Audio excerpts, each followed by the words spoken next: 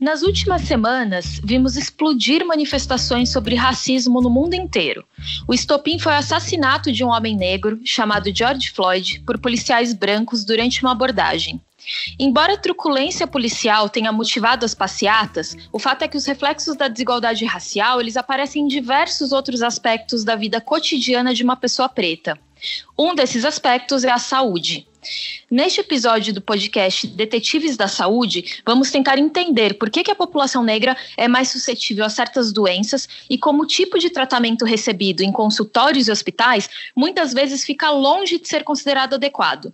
E claro, falaremos dos caminhos para mudar essa realidade. Meu nome é Thaís Manarini e vou debater esse tema urgente com duas super especialistas. Uma delas é a professora Edna Maria de Araújo, que é enfermeira e é docente na Universidade Estadual de Feira de Santana, na Bahia.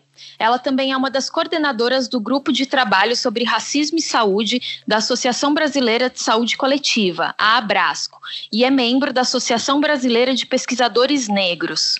Nossa outra convidada é Roberta Federico. Ela é psicóloga pela Universidade Federal do Rio de Janeiro e pesquisadora sobre os impactos do racismo na saúde mental da população negra. Também estuda maneiras de compor uma prática psicológica culturalmente sensível à diversidade racial. Bom dia, gente. Bom dia. Bom dia, Thaís. Eu queria começar ouvindo vocês sobre algo bem atual, que é a pandemia de coronavírus. Saiu um dado mostrando que pretos e pardos eles representam 1 a cada 3 mortos por Covid-19. Em São Paulo, o risco de um negro morrer por essa doença é 62% maior. Por quê? Vamos começar ouvindo a professora Edna. Olha, na realidade, tudo que nós estamos vendo agora, no advento da pandemia da Covid-19, é somente um reflexo da desigualdade social, da desigualdade racial que existe em nosso país. Nós sabemos que, durante o período da escravidão, e desde quando foi abolida a escravidão no Brasil, o racismo tem sido estruturado justamente para justificar a inferioridade do negro, da população negra. E isso, ao longo do tempo, tem sido feito, porque nós sabemos que quando foi abolida a escravidão, os negros foram impedidos de ter acesso à escola. Os negros, foram feitas leis para impedir os negros de terem acesso à escola. Foram feitas leis que impediram os negros de ter acesso à terra, de ter acesso a animais. E não somente os negros, mas os indígenas também. E isso tudo contribuiu para que, mesmo 132 anos depois da abolição da escravidão, nós tenhamos tanta desigualdade. Além disso, do racismo estrutural, nós temos uma grande concentração de renda no Brasil. O Brasil é o segundo país do mundo que tem a maior concentração de renda. Então, por exemplo, os 10% da população brasileira que são mais ricos concentram 41,9% da riqueza do país. E, de forma bem incoerente, bem contraditória, a população negra que contribuiu para explorar as riquezas do país, não teve essa riqueza distribuída, porque esses 41,9% que concentram a riqueza do país é essencialmente de população branca, não é? Então, isso tudo tem contribuído para que a população negra e também a população indígena esteja em condição de desvantagem no Brasil, independente de ter pandemia. Essa desvantagem em todos os aspectos, a desvantagem no acesso ao trabalho, a desvantagem no acesso à moradia, no acesso à saúde, é histórica, essa desvantagem é histórica. E a pandemia só vem colocar isso, dar mais visibilidade a essa desigualdade. E nós sabemos que, por exemplo, que isso não é somente no Brasil, que nos Estados Unidos, por exemplo, estados norte-americanos que têm uma população de apenas 30% de população negra, a mortalidade por Covid-19 para a população negra é em torno de 70%. Então, a gente vê aí que há uma desigualdade que leva a população negra a ser mais penalizada. Aqui no Brasil, algumas pessoas têm dito que o coronavírus ele pode afetar qualquer pessoa, pode ser rico, pode ser pobre, pode ser branco, pode ser negro, mas isso não é verdade. Inclusive, saiu uma pesquisa onde os pesquisadores fizeram um gráfico, a pesquisa feita em São Paulo, fizeram um gráfico que mostra claramente que em São Paulo a população jovem pobre e a população idosa pobre é quem mais tem morrido, e uma diferença assim gritante, né? É quem mais tem morrido pelo coronavírus. E quem é que representa no Brasil? Quem são os pobres do Brasil? Nós sabemos que 70% da população pobre brasileira é constituída de população negra. E, doutora Roberta, eu queria só perguntar, pensando um pouquinho no impacto mental disso, né? Essa história de repente, uma pessoa negra perceber que ela tem um risco aumentado de morte por Covid porque ela é negra. Qual que é o impacto mental de uma questão como essa? O impacto disso é entender que para quem é negro nesse país, né, a morte está sempre caminhando muito perto da gente, né? A vulnerabilidade a qualquer tipo de morte, seja por violência, seja por dificuldade de acesso aos sistemas de saúde, né? Ela está sempre muito acompanhando, assim. Uma mulher negra, quando ela descobre que vai ser mãe de um menino, esse medo de seu filho ser atingido pela violência, esse medo de perder seu filho antes, já é uma realidade, né? E aí é muito interessante o que a professora Edna traz com relação à população negra, porque é a população que está nos trabalhos mais vulneráveis, né? Nos trabalhos mais precarizados e que não tem condições de fazer, por exemplo, isolamento social e ficou na dependência do auxílio emergencial do governo. Então, são as pessoas que não têm como ficar em casa, são as pessoas que estão se expondo, né? São as pessoas que convivem cotidianamente com esse medo e não tem um suporte, não tem nenhum tipo de suporte para prevenção da doença, né?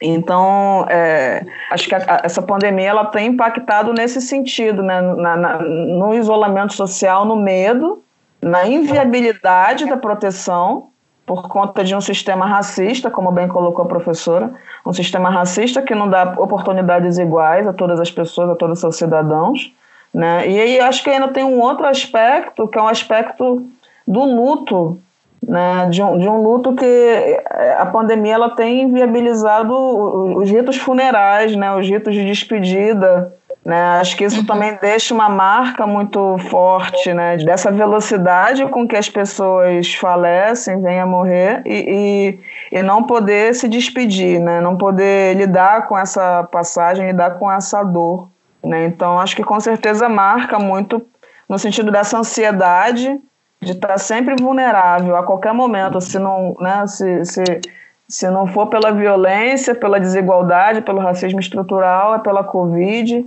né? Acho que a grande pandemia, na verdade, é o racismo, né? Aproveitando esse gancho, a gente está falando de Covid porque é um tema super atual, mas eu queria entrar aqui em outras questões de saúde que não tem nada a ver com Covid, que já mostram as diferenças da desigualdade racial, né? Então, por exemplo, a doutora Roberta citou a questão das mulheres negras quando elas ficam grávidas, e tem estudos mostrando que o risco de morte materna ele é maior entre as mulheres negras. E eu queria conversar com vocês um pouco sobre isso agora. Por quê? Por que esse dado? Em pleno século XXI, não é esperado que haja tantas mortes por causas maternas como nós vivenciamos. E quando nós vemos que isso acontece, essas mortes maternas acontecem mais entre as mulheres negras, imediatamente nós perguntamos por quê? Por que isso acontece? Então, isso acontece por vários motivos. E um dos motivos principais é o juízo de valor que os próprios profissionais que atendem nas maternidades têm a respeito do ser negro, não é? Então, considerar que a mulher negra ela pode ficar mais tempo esperando por um parto que muitas vezes é difícil, que é um parto que seria indicado fazer uma cesariana. É o profissional de saúde achar que uma mulher, pelo fato de ser negra, ela é forte, que ela tem condição de ficar esperando, que é a instituição achar que o anestésico não deve ser utilizado naquela mulher, por uma questão até de economia do próprio hospital, e por aí vai. Mas o que faz com que isso aconteça é o racismo que está na cabeça das pessoas, dos profissionais de saúde, e esse racismo ele passa a ser institucional quando essa instituição tem uma atitude, uma prática repetitiva em fazer essas arbitrariedades e a instituição não toma nenhuma providência contra isso. E aí tem vários outros problemas, que é, por exemplo, a falta de conhecimento, de contato e de sensibilização dos profissionais de saúde com a temática das relações raciais. Então, esse é outro fator que nos cursos de saúde, principalmente, não se trata, não se estuda os problemas que mais afetam as populações, e em específico a população negra, e por que a população negra é quem tem mais, por exemplo, doença falciforme, por que as mulheres negras fazem menos consultas pré-natais, por que as mulheres negras muitas vezes têm que peregrinar para poder conseguir uma maternidade para ter seu filho. E tudo isso contribui para que essa mulher venha a ter um desfecho desvantajoso e que pode ser um desfecho até de morte. Eu queria lembrar, até a professora Edna citou a questão da anestesia, e um dado que me chocou bastante foi que uma equipe da Fiocruz, né, chegou a investigar os prontuários aí de mais de 20 mil mulheres entre 2011 e 2012, e eles viram que a chance das mulheres negras não receberem anestesia para passar pelo procedimento de episiotomia durante o parto era 50% maior em relação às mulheres brancas. E só para contextualizar aí para o ouvinte, a episiotomia ela é um corte cirúrgico, né, no períneo, que é a região que fica ali entre o ânus e a vagina, e tem como objetivo facilitar a passagem do bebê. Hoje esse recurso ele é super, ele é controverso, então assim, ele deve ser realizado em situações super específicas do parto, mas é chocante imaginar alguém passando por um corte do ânus até a vagina sem anestesia. Né? Então, é por isso também que a gente vê muitos relatos de sofrimento durante o parto entre as mulheres negras. E aí eu queria perguntar para a doutora Roberta, né? Essa questão toda que envolve maternidade, esse sofrimento durante o parto. Isso também traz um super repercussão na saúde mental dessa mulher, né? Sim, com certeza, né? Isso que você traz dessa conduta racista dos funcionários, dos servidores de evitar a aplicação da anestesia ou fazer procedimentos violentos sem a aplicação, ela é muito marcada por um imaginário desumanizante com relação à população negra. Então, assim, é preciso ter em mente o quanto o período de escravidão das pessoas negras no Brasil, quanto isso marcou e marca o imaginário, e aí perdura uma imagem desumanizante mesmo, né? De que as pessoas negras são mais fortes, que elas têm menos, que elas suportam mais dor, né? E aí, quando a gente está falando de maternidade, de uma coisa tão importante, tão sagrada, tão bonita, né? Como isso acaba sendo afetado, né? O quanto esse sofrimento causado no momento do parto, o quanto isso marca, isso gera trauma, né? Então, não é comum mulheres desenvolverem, por exemplo, psicose pós-parto, né? Os relatos dos grupos de mulheres falando sobre a violência obstétrica, né? O momento que era para ser tão feliz, tão importante, que é a chegada de um filho, de uma filha, e acaba sendo marcado por histórias assim tenebrosas, né? De maus tratos que as mulheres sofrem, né? E que isso gera muitas vezes assim um medo, né? De ter que passar novamente por aquilo ali, né? Um estresse pós-traumático, de ser submetido àquela violência, de estar numa situação de vulnerabilidade, né? E não poder ter mais como... É uma humilhação. E aí a gente está falando não só da anestesia, da episiotomia, mas também, né? Os comentários, as mulheres pobres e negras, né? Dos comentários com relação à quantidade de filhos, das piadas, né? Da forma como lida com aquele processo, né? Na despedida da maternidade, ouvir que, olha, ano que vem você vai voltar de novo. Na hora de ter esse neném, você não gritou, agora você está gritando. Então, todo esse processo de humilhação, né, isso é desumanizante. Então, assim, eu acho que o trabalho principal é reumanizar a população negra, né, e conseguir sensibilizar das mesmas características que as pessoas brancas têm, sabe? Porque as coisas são ditas e são colocadas de uma maneira como se não houvesse outra pessoa do outro lado, não tivesse gente do outro lado, né? E isso é extremamente traumático, assim, muito marcante. E outro dado aí que a professora Edna até citou e que é muito chocante é o de que mulheres negras são menos tocadas durante as consultas, né? E as consultas tendem a ser mais rápidas.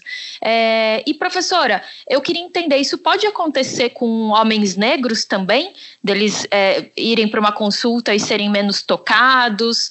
Isso também pode acontecer com eles? Com a população negra em geral? Olha, em geral, a população negra reclama da forma como é atendida pelos profissionais de saúde, principalmente o profissional médico, que muitas vezes passa todo o período da consulta sem olhar para a pessoa que está à sua frente sendo atendida, sem explorar o que é que a pessoa está sentindo, o que foi que levou a pessoa a procurar ele enquanto profissional, a não levar em consideração detalhes do que a pessoa está sentindo, né? Então, tem tudo isso. E tem outras formas, que não é essa forma direta do contato do profissional com a pessoa, que diz respeito às instituições e ao próprio Estado. No momento que, em uma determinada área, nós temos uma unidade de saúde, que essa unidade de saúde tem um horário de funcionamento que atende mais os profissionais de saúde que trabalham nela do que a população, nós já estamos excluindo da possibilidade de assistência muitas pessoas, e principalmente a população negra, que é na sua maioria a população que é trabalhadora, e que não tem disponibilidade de horários para ir à unidade de saúde somente naqueles horários que são horários considerados úteis. E, professora, a gente tem os dados, né, do Vigitel, que é uma pesquisa, né, feita no Brasil todo, apontando aí que a população negra ela é mais afetada por doenças crônicas, então hipertensão, obesidade, diabetes. E aí eu queria entender um pouquinho do porquê disso, né? Se a gente está falando de cuidados com a saúde que seriam necessários para controlar essas doenças, esses cuidados, eles são de mais difícil acesso para a população negra, ou a gente tem questões genéticas interferindo aqui também? Quais são os motivos por trás desse dado? Olha, existem pesquisas de renomados pesquisadores da epidemiologia que dizem, que afirmam que as doenças, elas são muito mais, elas acontecem muito mais pelas condições ambientais que as vidas vivem do que por causas genéticas. Então, a gente sabe que a pessoa que desenvolve hipertensão, que desenvolve diabetes, tem um componente hereditário, mas não é um componente hereditário sozinho que vai determinar que a pessoa tenha essas doenças crônicas, né? É o estilo de vida que essa pessoa tem, é o estresse a que essa pessoa está submetida, é o tipo de alimentação que essa pessoa tem, é a falta de informação, né? Isso é um elemento importante para poder, porque é a informação que vai levar o indivíduo a compreender o que é mais saudável para ele em termos de alimentação. Mas aí tem também a questão econômica, que a pessoa pode ter até informação, mas não tem as condições para comprar a alimentação que é a mais indicada, que é o mais ideal para você já driblar o fato de você ter hereditariedade, né? De você ter alguém, pai, mãe, avós, que tenham esse tipo de doença crônica.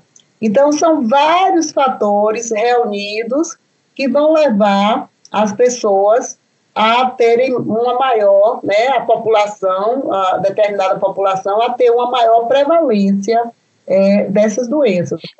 E esse tipo de sensação de desamparo em relação à saúde, e aí juntando com todo o racismo já sofrido no dia a dia, né, em diversos outros aspectos, tudo isso pode colocar a população negra como uma população de maior risco para doenças mentais, doutora Roberta? Sim, com certeza que sim.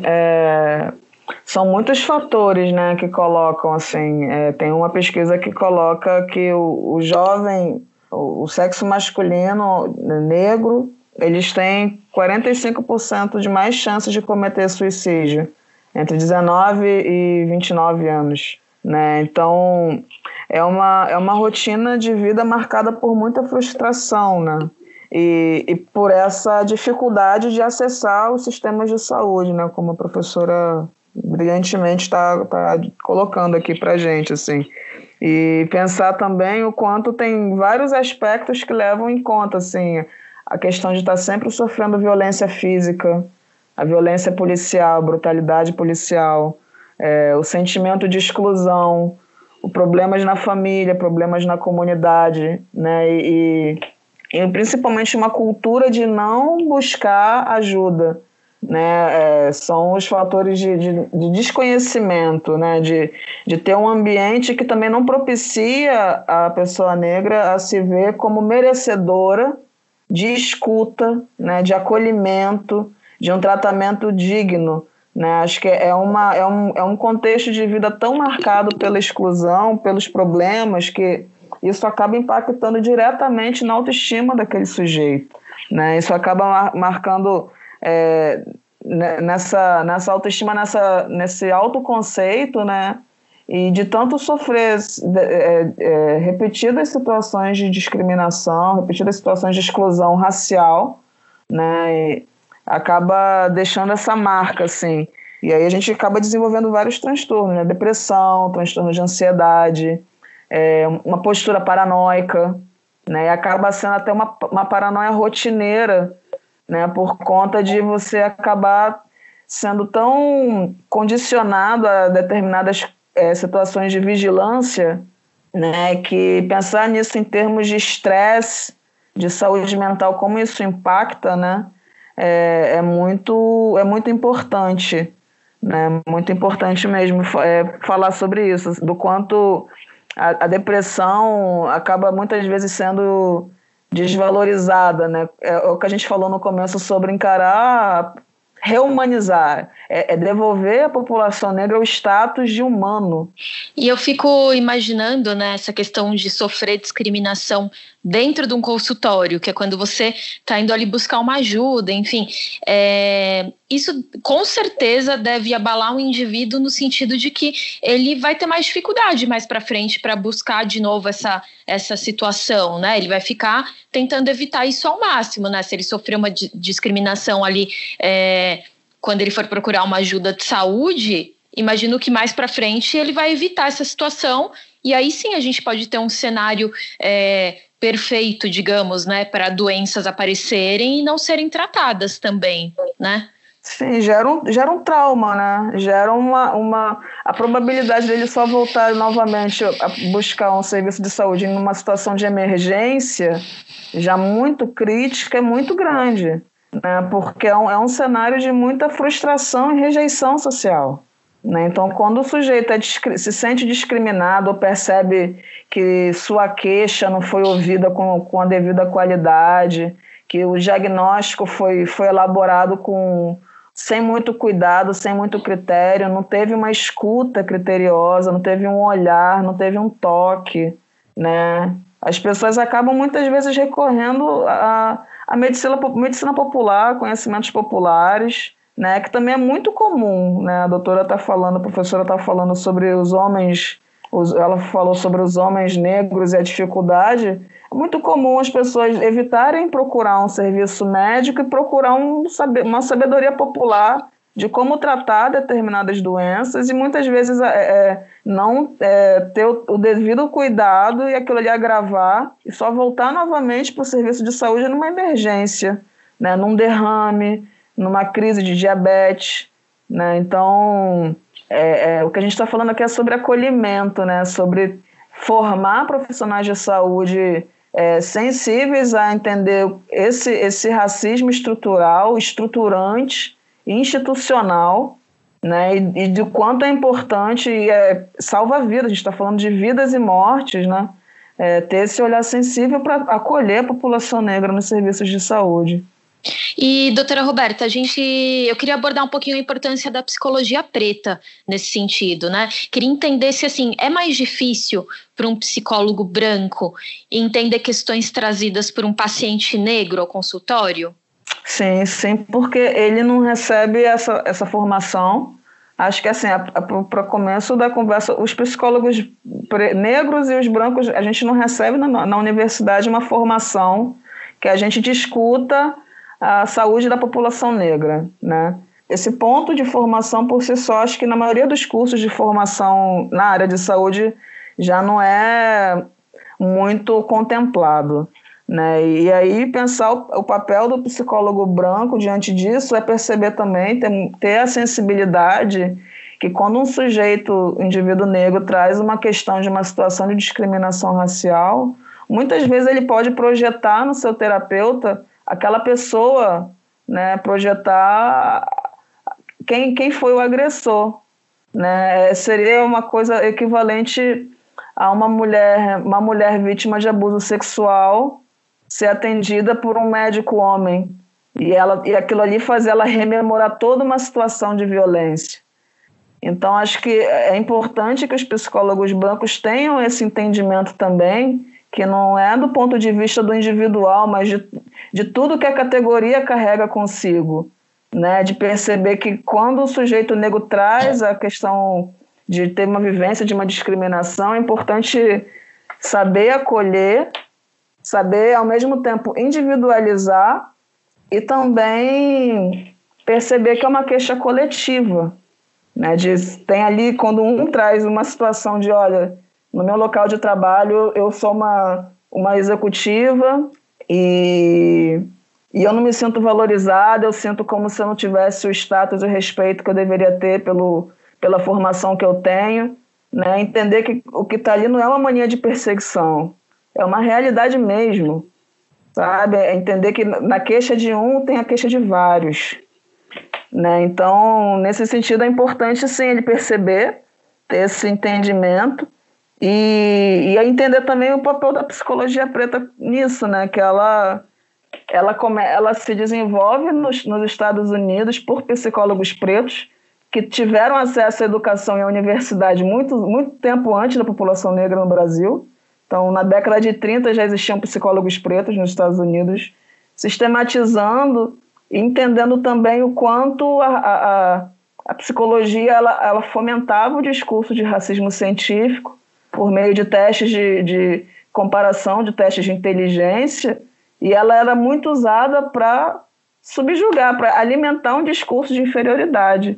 Então, esses psicólogos negros começaram a desenvolver teorias no sentido de mostrar a diversidade cultural, né? Mostrar que a população negra tinha um modo próprio de se organizar, né? Que tinha um olhar, e não olhava para a população negra com um olhar de carência, né? Com um olhar de falta, mas um olhar de potencializar a diversidade cultural, potencializar um modo de vida negro, um jeito de socializar, um jeito de cuidar das crianças, um jeito das famílias se organizarem, né, que funciona melhor no sentido de cuidar, de acolher aquele paciente que chega. Perfeito. E a gente está falando sobre racismo e às vezes a gente usa o termo desigualdade social também, né? E aí eu queria entender, professora Edna, como que a gente diferencia essa questão do racismo e da desigualdade mesmo entre pessoas pobres e pessoas ricas, enfim. Quando a gente pega uma parcela da população que é pobre, a gente ainda assim vê diferença entre branco e negro no que diz respeito à saúde? Olha, os estudos, alguns estudos epidemiológicos serviram de base, inclusive, para se estudar, né, as desigualdades em saúde, as desigualdades raciais em saúde, e o princípio utilizado por esses estudos epidemiológicos é que quando você compara a população negra e pobre com a população branca e pobre, seria de se esperar que os resultados em saúde fossem similares, porque nós estaríamos falando de população que está nivelada pela questão socioeconômica, ou seja, pela questão da pobreza. Mas quando se compara população negra, pobre, com população branca, que é pobre, ainda assim se observam diferenças nos resultados em saúde. E por que existem essas diferenças, né? E aí foi que os teóricos, os pesquisadores começaram a ver no racismo um fator que pode estar contribuindo para que essas diferenças existam e elas não estarem sendo explicadas pela questão socioeconômica. Porque antes, qual era o raciocínio? E ainda hoje o raciocínio é que as diferenças, a sobremortalidade de negros e negras o sobreadoecimento de negras e negros é porque eles são pobres. Mas aí a gente pergunta por que a população negra é pobre? É pobre por tudo isso que nós já falamos anteriormente aqui, né?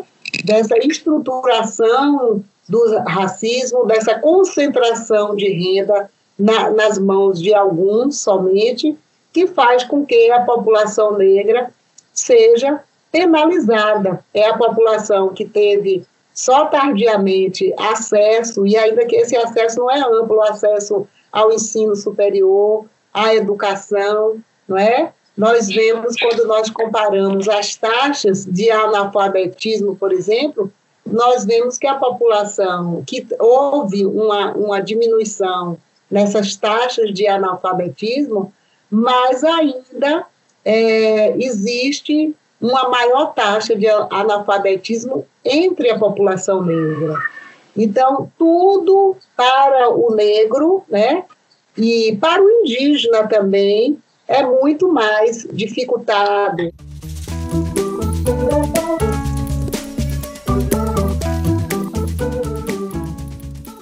Bom, é incrível que a gente esteja em 2020 e ainda seja necessário discutir maneiras de começar a acabar com essa desigualdade racial na saúde. Mas sim, isso é fundamental e é sobre essa questão que a gente vai conversar agora aqui, encaminhando esse episódio para o final, né? E eu queria começar até comentando com vocês uma história de uma amiga. Eu comentei com ela sobre esse episódio e perguntei se ela já tinha sofrido, né? Se ela tinha a sensação de ter sofrido alguma discriminação num consultório médico, enfim. O relato dela foi assim: eu não sei. Ela falou, olha, uma vez eu fui muito maltratada, citou, era um hospital particular aqui de São Paulo. Ela falou, eu fui muito maltratada, mas eu não sei se era discriminação racial, porque a gente já tem essa coisa do profissional de saúde, às vezes ser considerado uma pessoa mais soberba, enfim, não sei nem se esse é o termo, mas é uma pessoa mais que se acha, né, no linguajar popular aí. E ela falou assim, então eu não sei se eu sofri uma discriminação ou não. E eu queria discutir isso com vocês. Reconhecer a discriminação no consultório é essencial, já que esse pode ser o primeiro passo para uma denúncia? Sim, com certeza. Saber reconhecer e saber perceber o que poderia ter sido diferente, né? O tempo de duração da consulta, o olhar, o contato social, o contato visual, os exames, as conclusões que são tiradas com muita velocidade, como se o médico, a pessoa ali, o profissional de saúde já tivesse querendo que você encerrasse logo aquela consulta. Então é importante as pessoas estarem atentas para perceberem quando foram, sim, de fato, né? Tem uma coisa na saúde que chama, que é o processo de humanização. Então, quando fala, olha, mas será que o profissional que me atendeu, ele não essa soberba já não era dele mesmo com todos os pacientes, ou se foi especificamente comigo porque eu sou negro, né? É difícil a gente tirar essa conclusão.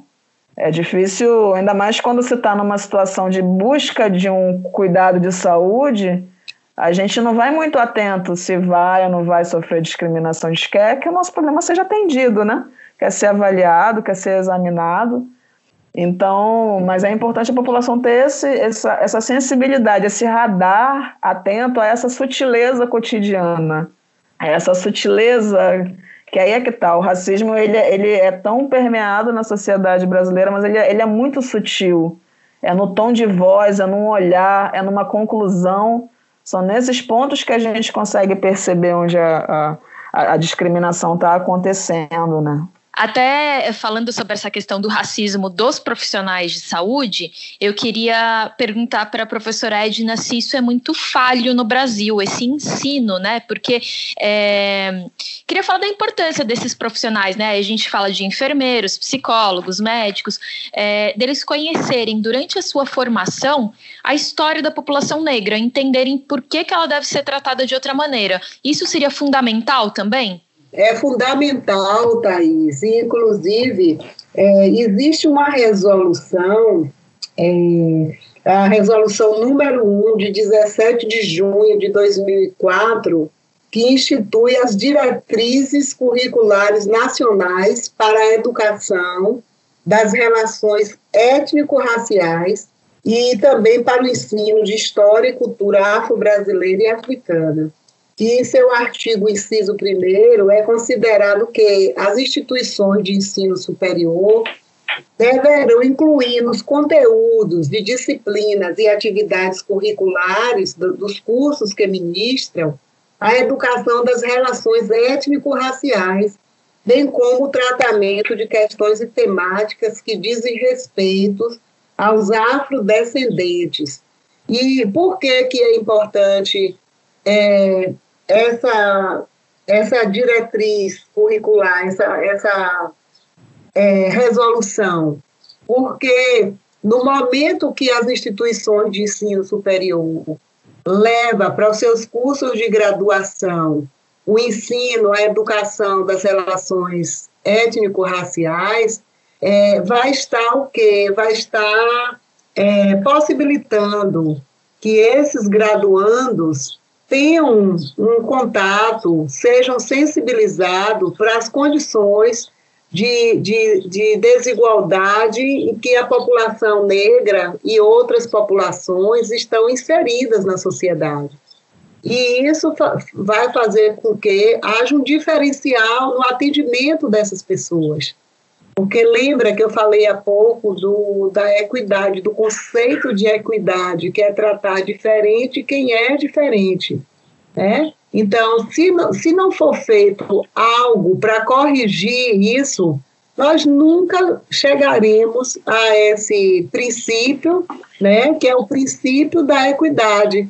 Porque se a gente tomar a população como igual, toda a população como igual, quem está em situação desvantajosa, quem está em situação diferente, nunca vai chegar no mesmo nível que quem está na situação de vantagem está. Então, imagina como é difícil para uma pessoa que tem doença falciforme, que é uma doença que tem grande prevalência na população negra, né? Então, essa pessoa que tem doença falciforme, que tem anemia falciforme, por exemplo, e que tem muitas complicações devido à doença, chega numa unidade de saúde, chega numa emergência e o profissional simplesmente não reconhece os sintomas que aquela pessoa apresenta porque ele nem teve a oportunidade de, durante o seu curso, ter estudado sobre doença falciforme ou anemia falciforme. E então, a pessoa que tem o problema pode tanto ser retardado de ser feito esse diagnóstico, e isso vai implicar em maiores complicações para essa pessoa, né? Ou a pessoa já ter conhecimento do seu diagnóstico e até ela, enquanto paciente, ter que falar para o profissional o que é que ela tem. E mesmo assim ela ainda ser desconsiderada pelo profissional, porque o profissional vai dizer: olha, quem é o médico aqui sou eu, quem é a enfermeira, o enfermeiro aqui sou eu, não é? Então, imagine uma pessoa num momento de sofrimento, num momento de dor, ela ainda ser rechaçada, né?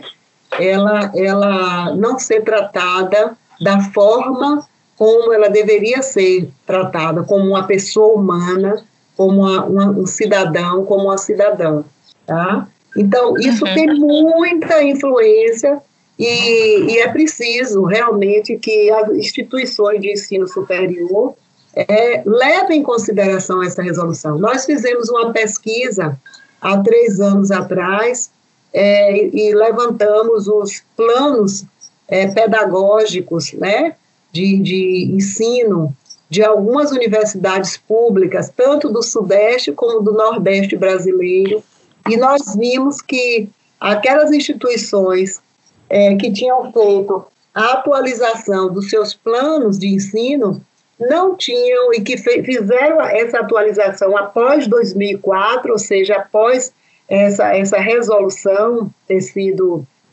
decretada, essas instituições não levaram em consideração essa resolução, porque nós observamos que nos planos político-pedagógico não constavam nada sobre as relações étnico-raciais. Bom, gente, aqui, para a gente encaminhar para o final mesmo, eu queria fazer uma pergunta para vocês duas. Como nós, população branca e privilegiada, podemos ajudar de maneira efetiva nessa luta? Eu acho que a primeira coisa é a população branca reconhecer o privilégio que ela tem dentro da sociedade.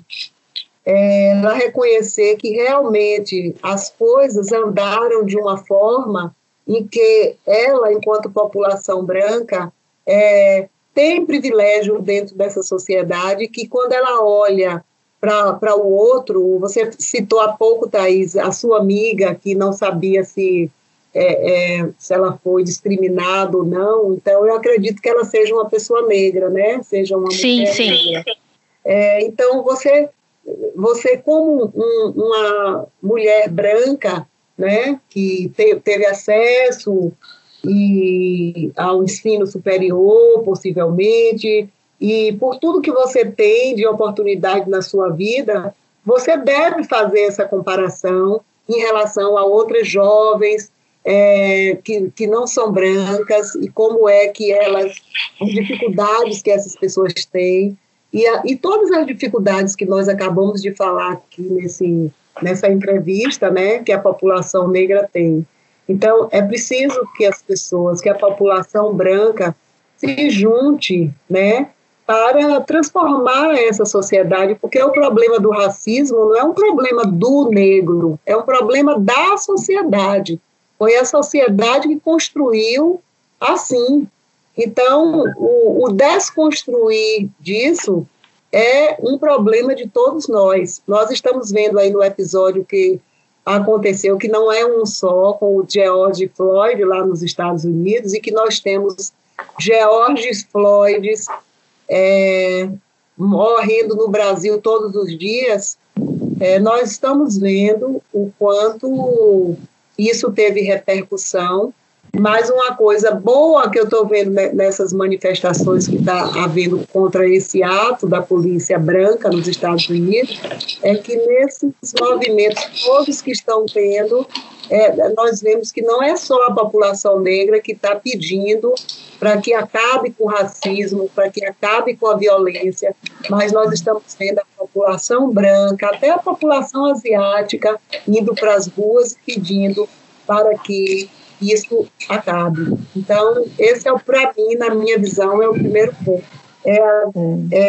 Enxergar o privilégio e tentar desconstruir ele. Aproveitando a fala da professora Edna, para além de reconhecer esse privilégio, trabalhar a questão do silenciamento, né, da invisibilização. Então, ter o entendimento de que a desigualdade racial no Brasil, ela se perpetua muito em cima do silêncio, né, muito em cima de um pacto silencioso de não falar sobre, fingir que está tudo bem, que as coisas estão andando normalmente, né? Então, ter coragem de conversar sobre isso, ter coragem de colocar, né, de conseguir dar visibilidade, de dar escuta, né, às questões raciais, assim, acho que é muito importante, né? E pensar também que é isso, assim, problemas todo mundo tem, né? A questão de reconhecer o privilégio branco é saber que, além de ter problemas, a cor da pele não foi algo que fez com que seus problemas fossem piores, né? É ter o reconhecimento de que se sua pele fosse negra, os problemas teriam sido mais graves, né? Então, acho que é muito importante o papel dos brancos, das pessoas brancas, esse, de reconhecer o seu lugar de privilégio, contribuir na tomada de decisão, contribuir na conversa com outras pessoas brancas, né? Quando tomarem percepção de alguma discriminação racial acontecendo, se colocar também, né? De intervir, né? Porque o problema do racismo no Brasil é um problema da sociedade, né? Não é um problema só dos negros, não foram os negros que inventaram o racismo, e não são os negros que mantêm ele funcionando. É responsabilidade de todo mundo, né? E aí pensar a importância das pessoas brancas nesse processo também, né? Na responsabilidade que eles têm, que vocês têm de contribuir nisso, né? De falar sobre, de ter coragem de se colocar sobre, entender que quando muitas vezes algumas coisas são ditas não é no campo do pessoal, mas é enquanto grupo social, né? Enquanto privilégio, enquanto coletividade branca, o papel exercido, né, de opressão mesmo, ou de omissão, né, simplesmente omissão, quando, né, o Martin Luther King fala, se você não se pronuncia numa situação de injustiça, você está do lado do opressor, né? Então acho que, finalizando, é bem esse papel de se colocar, de falar sobre, quebrar esse ciclo de omissão. Perfeito, gente, eu queria agradecer demais por essa verdadeira aula, né, que a gente teve aqui hoje. Professora Edna, muito obrigada. Por nada, um prazer. Doutora Roberta, muito obrigada também. Nada, eu que aprendi, foi uma grande aula aqui. Obrigada, professora, maravilhosa. Bom, pessoal, obrigada por quem ficou com a gente aí até o final. Queria agradecer também ao Rafa Bertazzi, que gravou essa nossa conversa aqui, está disponibilizando o áudio aí para vocês.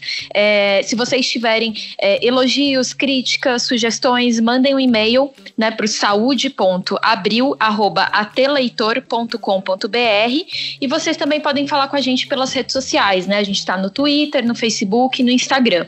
E eu fico por aqui e até a próxima. Semana que vem tem mais. Um abraço.